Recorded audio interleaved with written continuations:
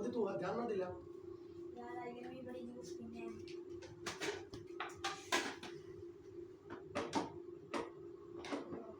यार ग्राइंडर कौन सा लेके गई चलो आज मिस्त्री को जाते हैं अस्सलाम वालेकुम साहब वालेकुम अस्सलाम क्या हाल चाल है हाँ तो बिल्कुल फिट है तो सुनाओ ठीक हो ठीक अजाल बनो जाग ले आंदा ने या खराब हो गया हाँ जी दिखाओ अच्छा अच्छा मैं देख लेना जाग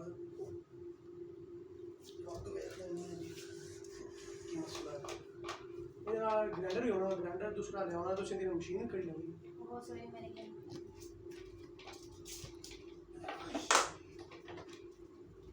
चलो अच्छा ले आना मेहरबानी तुम्हारी मैं चेक कर लेंगे की मसला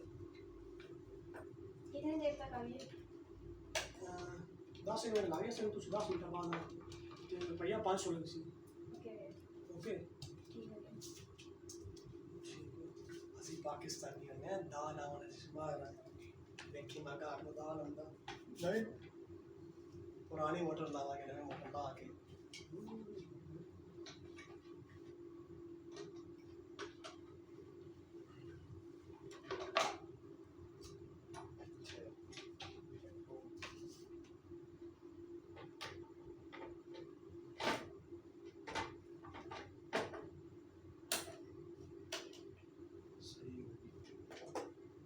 $500 लेंगे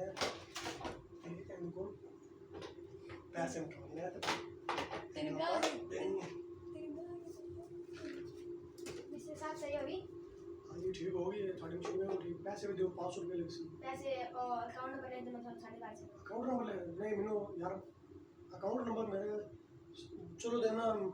बाहर तो कोई पाकिस्तानी चलो ले यार उधार करना है नंबर तो ले लेना अकाउंट नंबर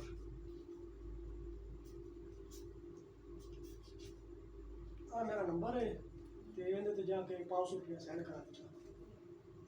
अरे मशीन लो इसका ढक्कन ढक्कन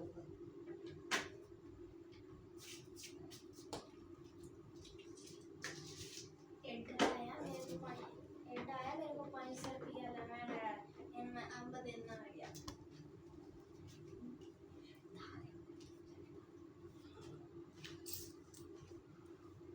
बड़ा इंतजार करते करते यार आया कोई 2 दिन हो गए ने खुदा नहीं पाया यार $500 लेना